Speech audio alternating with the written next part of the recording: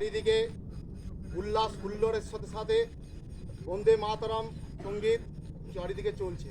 এসে দেখলাম আমাদের মাঠ তার ব্যতিক্রম নয়, সুন্দর পতাকা উত্তোলনের সাথে সাথে সুসজ্জিত মণ্ডিত, তা আমরা চোখে উপলব্ধি করতে পারছি। এই সুন্দর সুপ্রভাতে আমরা সাথে পেয়েছি আমাদের রেসপেক্টেড স্যার অমৃতবাবুকে, আছে আমাদের এমএএফসি সেক্রেটারি সৌরভ পাল, ও আছে আমার সব মেম্বার ও ভাই বোনেরা।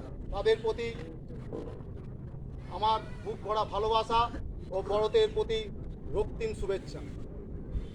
আজকে এই দিনটা ভারতবর্ষে এখন মহা উৎসব হিসাবে পালিত হয়।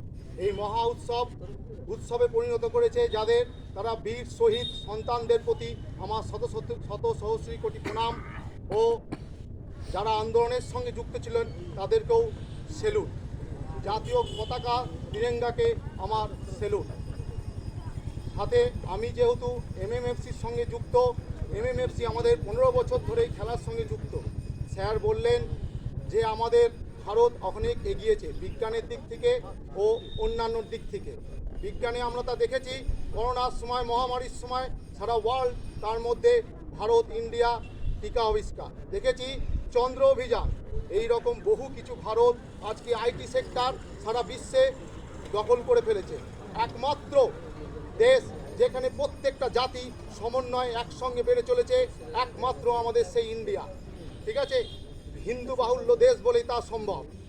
আজ 15ই আগস্ট যে সমস্ত কিছু অপ্রীতিকর ঘটনা ঘটছে, সেটা তার কারণ আমাদের নিজেদের মধ্যে তার মানসিকতা চেঞ্জ করতে হবে। এই মানসিকতা চেঞ্জ করতে গেলে আমাদের মেরুদণ্ডকে সোজা করতে হবে। এই মেরুদণ্ড শক্ত সমর্থন করতে গেলে, এবং তার সঙ্গে সঙ্গে শিক্ষা তো অবশ্যই আমাদের জরুরি, তার সঙ্গে খেলাধুলাও জরুরি। খেলাধুলা নিজে করলে কি হবে, মানসিক ও শারীরিকভাবে আমরা শক্ত সবল হব। যে কোনো জিনিসকে প্রোটেস্ট করতে শিখবো, ইউনিটি শিখবো, কোঅর্ডিনেশন শিখবো, এজিলিটি শিখবো, তার সঙ্গে সঙ্গে দেশপ্রেম শিখবো। আমি আর এই বক্তব্যকে দীর্ঘায়িত না করে, আমাদের আজকে সকালে একটা ফ্রেন্ডলি ম্যাচ আছে, এই ফ্রেন্ডলি ম্যাচ আমরা কিছুক্ষণের মধ্যেই খেলবো।